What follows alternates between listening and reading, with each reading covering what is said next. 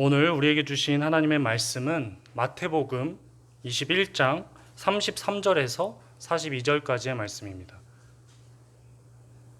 마태복음 21장 33절에서 42절까지의 말씀입니다.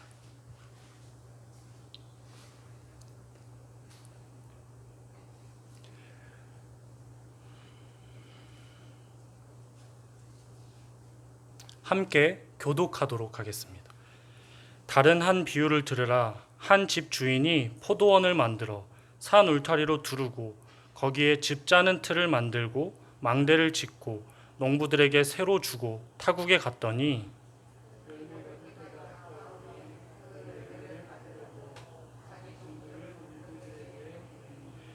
농부들이 종들을 잡아 하나는 심히 때리고 하나는 죽이고 하나는 돌로 쳤거늘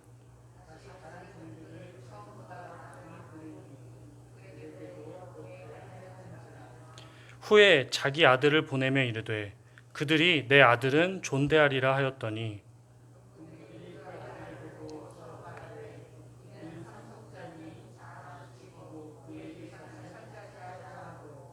이에 잡아 포도원 밖에 내쫓아 죽였느니라.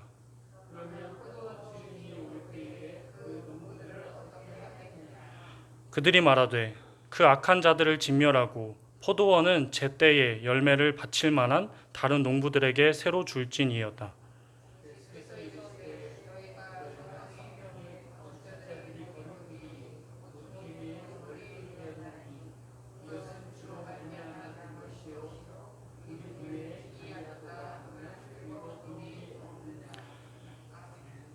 그러므로 내가 너희에게 이르노니 하나님의 나라는 너희는 빼앗기고 그 나라의 열매 맺는 백성이 받으리라.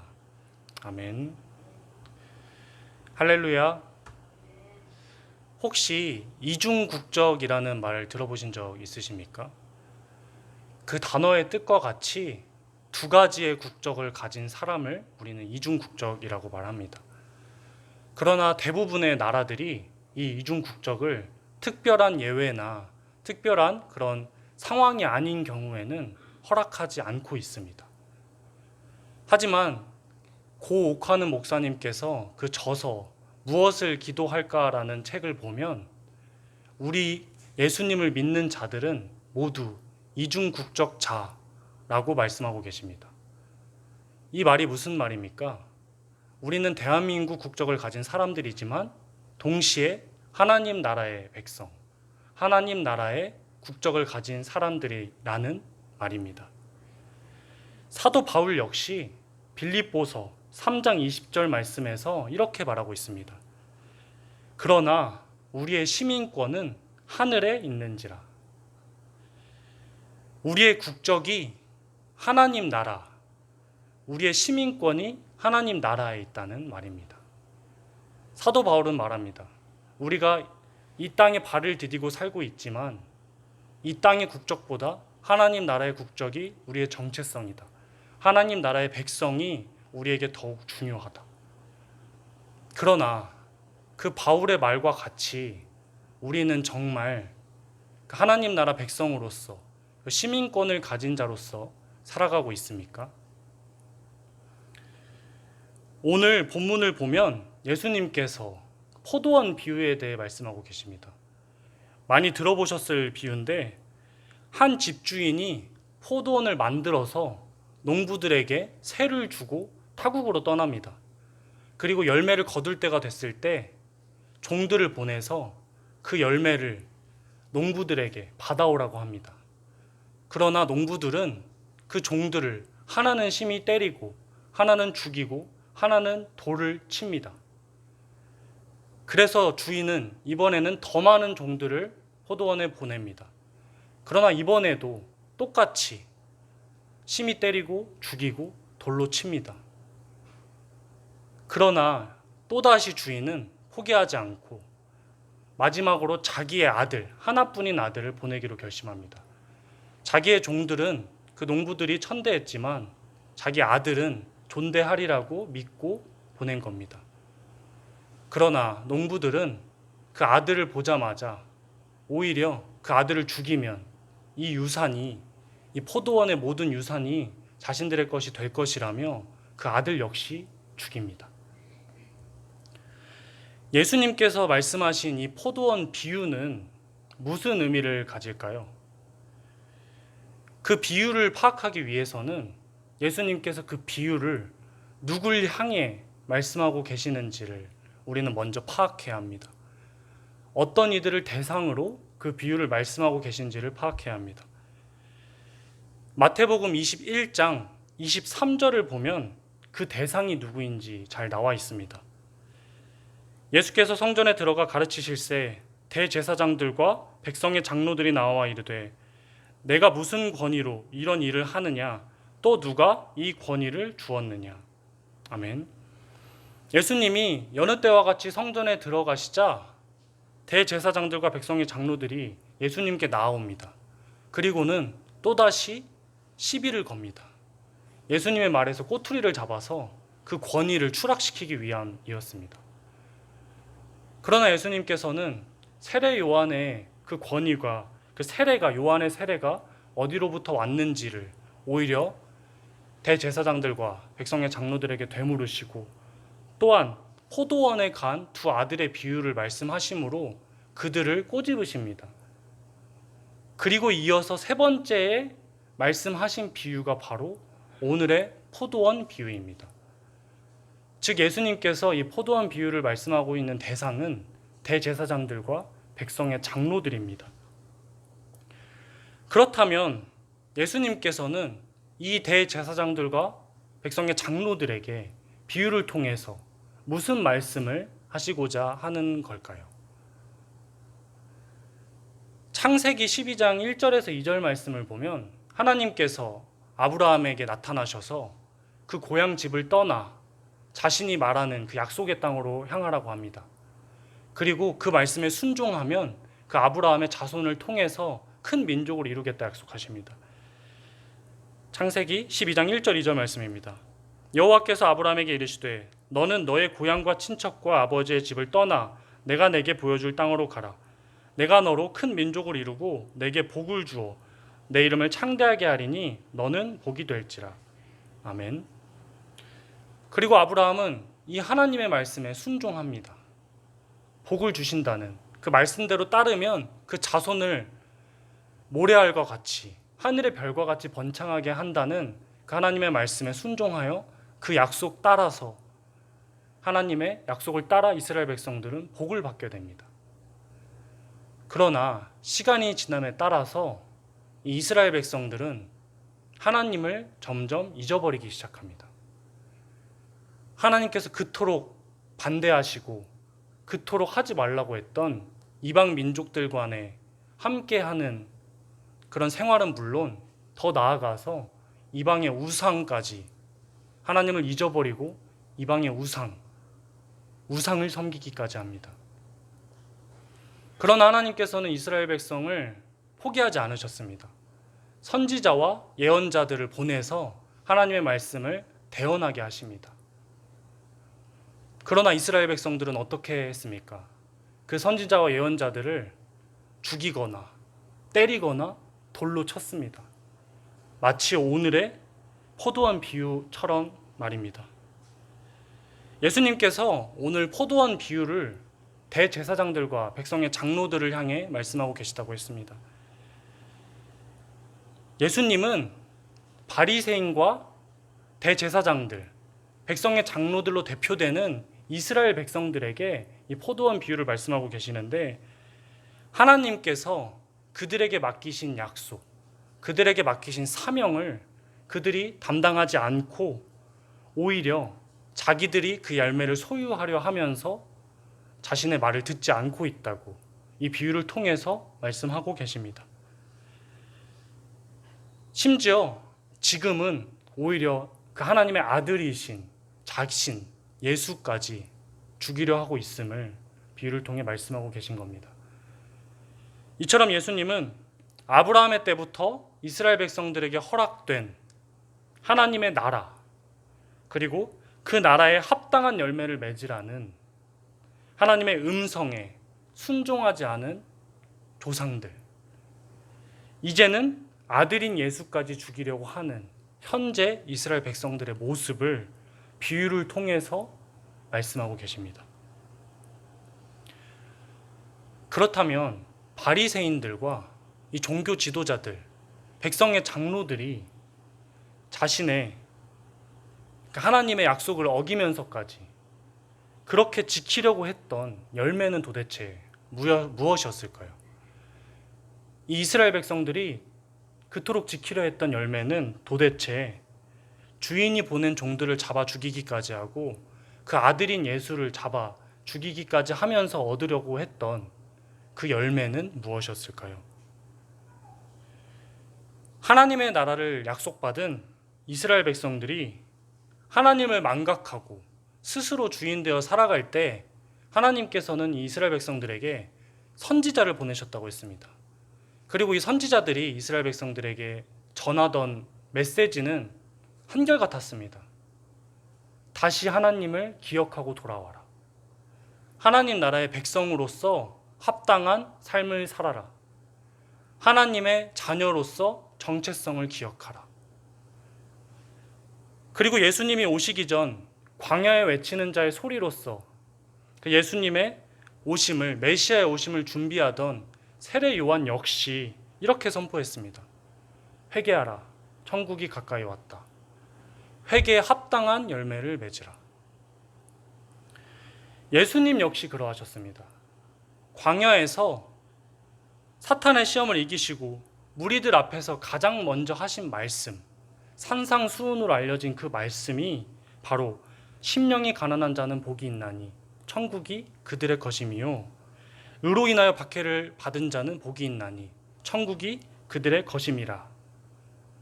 천국에 관한 하나님 나라 백성으로서 천국을 소유하는 방법에 대해서 이야기하고 계십니다.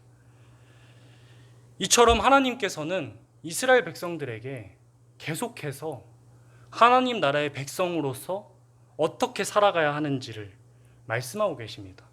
선지자와 세례 요한과 예수님을 통해서 공통적인 말씀을 전하고 계십니다. 포도원 비유 역시 마찬가지였습니다. 오늘 본문 33절을 다시 보면 주인은 포도원을 이미 완성시키고 나서 예수님이 아니 농부들에게 맡깁니다. 이 일은 무엇을 뜻하냐? 하나님께서는 천국을 이미 완성시키고 그 천국을 이스라엘 백성들에게 맡기셨다는 걸 뜻합니다. 33절 말씀입니다. 다른 한 비유를 들으라. 한 집주인이 포도원을 만들어 산 울타리로 두르고 거기에 즙 짜는 틀을 만들고 망대를 짓고 농부들에게 새로 주고 타국에 갔더니 아멘. 산 울타리로 두르고 즙 짜는 틀을 만들고 망대를 짓고 이미 포도원은 완성되어 있었습니다. 이미 완성된 하나님 나라를 하나님께서는 이스라엘 백성들에게 거저 주셨습니다. 그저 맡기셨습니다. 이스라엘 백성들은 그저 맡겨진 하나님 나라의 백성으로서 맺혀지는 열매, 그 나라에 합당한 열매를 맺기만 하면 됐습니다. 그러나 점점 하나님이 말씀하신 그 열매의 뜻을 왜곡하고 자기들이 원하는 열매로 바꿔서 이해하기 시작했습니다. 곡해하기 시작했습니다. 하나님께서는 선지자를 통해서 세례 요한을 통해서 예수님을 통해서 그들이 맺어야 할 진짜 열매에 대해서 말씀하셨지만 이스라엘 백성들은 들으려 하지 않았습니다. 아니 들었지만 왜곡하고 오해했습니다. 오히려 그 비유의 말과 같이 종들을 죽이고 선지자를 죽이고 예수를 죽였습니다. 값없이 천국을 받게 된 이스라엘 백성은 어느새 자기들이 그 하나님 나라를 소유했다고, 자기들에게 이 하나님 나라는 빼앗길 수 없는 자신들의 것이라고 착각하게 되었습니다. 그래서 예수님은 이 포도원 비유를 통해 이 대제사장들과 백성의 장로들에게 말씀하고 계십니다. 42절 말씀입니다. 그러므로 내가 너희에게 이르노니 하나님의 나라를 너희는 빼앗기고 그 나라에 열매 맺는 백성이 받으리라. 아멘. 너희는 하나님의 나라를 빼앗기고 그 나라에 열매 맺는 백성이 받으리라. 하나님의 열매를 맺는, 하나님 나라의 열매를 맺는 백성들이 그 나라를 받게 된다. 자, 그럼 이제까지 계속 이야기해 왔던 그 열매는 도대체 무슨 뜻일까요? 하나님 나라의 열매는 도대체 무엇일까요?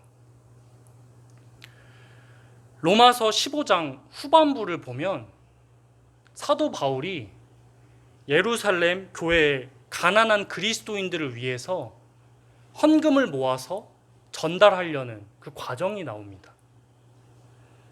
그는 마게도냐와 아가야 사람들이 예루살렘 성도들을 위해 자신들이 가지고 있는 것들을 자원해서 나눠줬다고 말합니다. 15장 26절, 27절 말씀입니다. 이는 마게도냐와 아가야 사람들이 예루살렘 성도 중 가난한 자들을 위하여 기쁘게 얼마를 연보하였음이라. 저희가 기뻐서 하였거니와 또한 저희는 그들에게 빚진 자니 만일 이방인들이 그들의 영적인 것을 나눠 가졌으면 육적인 것으로 그들을 섬기는 것이 마땅하니라. 아멘. 바울은 이방인인 그들이 유대인들에게 허락된 그 하나님 나라의 복음을 나눠 가졌기 때문에, 영적인 그 유산을 나눠 가졌기 때문에 육적인 재산을 마땅히 그 유대 그리스도인들을 위해서 나눠야 한다고 말합니다. 그리고 이어서 28절에서 그들이 자원해서 기쁘게 한 행동을 열매라고 표현을 합니다. 28절 말씀입니다. 그러므로 내가 이 일을 마치고 이 열매를 그들에게 확증한 후에 너희에게 들렀다가 서바나로 가리라. 아멘. 이 열매는 단순히 믿지 않는 이방인들이 자신들의 돈을 모아서 유대교 그리스도인들, 예루살렘의 가난한 그리스도인들에게 전달한 헌금으로 볼 수 있습니다. 그러나 더 나아가면 값없이 복음을 나눠받게 된 이방인들이 그 복음의 은혜가 너무나도 감사해서 자원하여 드린 결실로 보는 게 더 옳습니다. 즉 하나님 나라를 거저 받아서 소유하게 된 이방인들이 마땅히 드린 삶의 열매가 곧 그들이 드린 열매였다고 사도 바울이 이야기하고 있는 겁니다.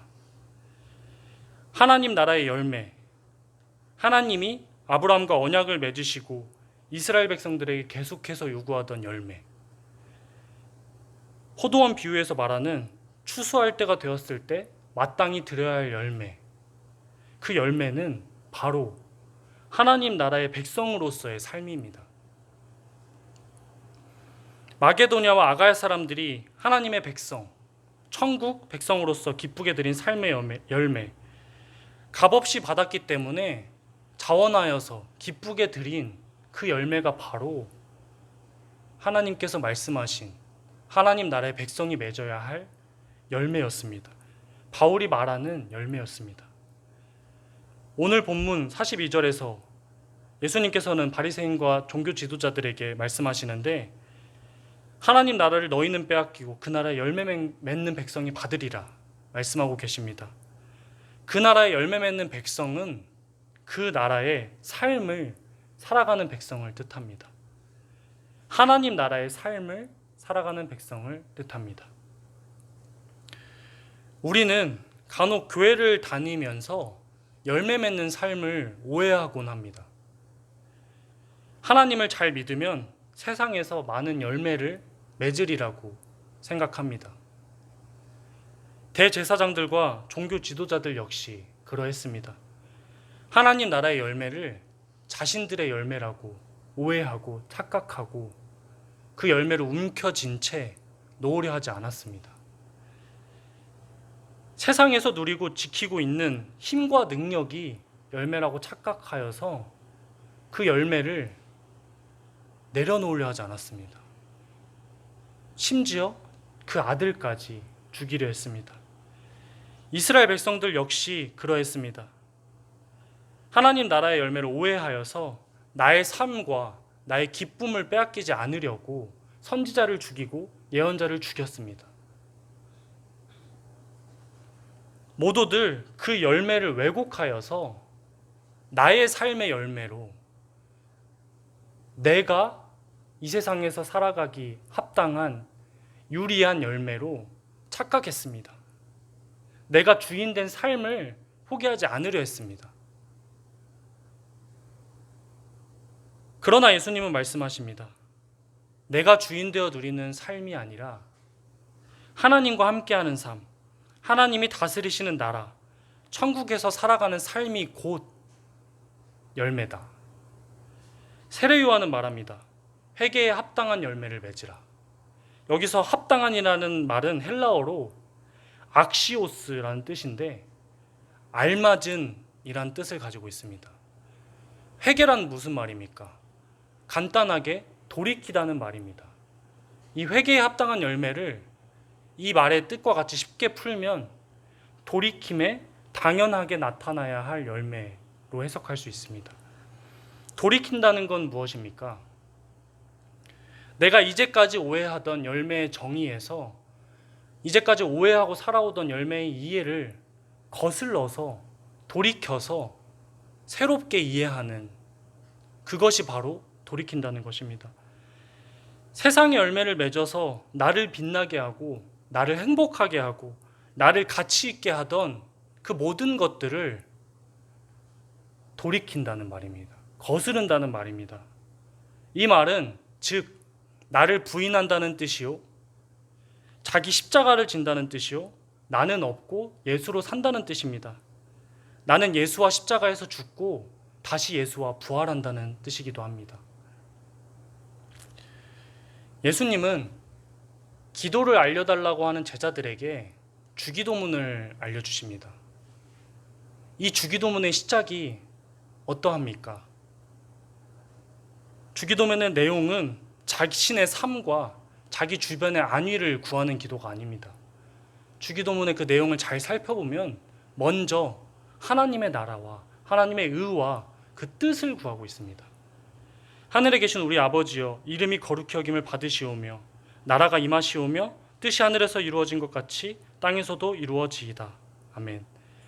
하나님의 영광을 구하고 나라가 임하시오며 하나님의 나라를 구하고 그 뜻이 하늘에서 이루어진 것 같이 땅에서도 이루어지라고 하나님의 뜻을 이루어지기를 구합니다. 그러나 우리의 기도는 어떠합니까? 우리의 기도는 세상의 열매를 구하는 기도입니까? 하나님의 열매, 하나님 나라의 백성으로서 맺어야 할 열매를 구하는 기도입니까?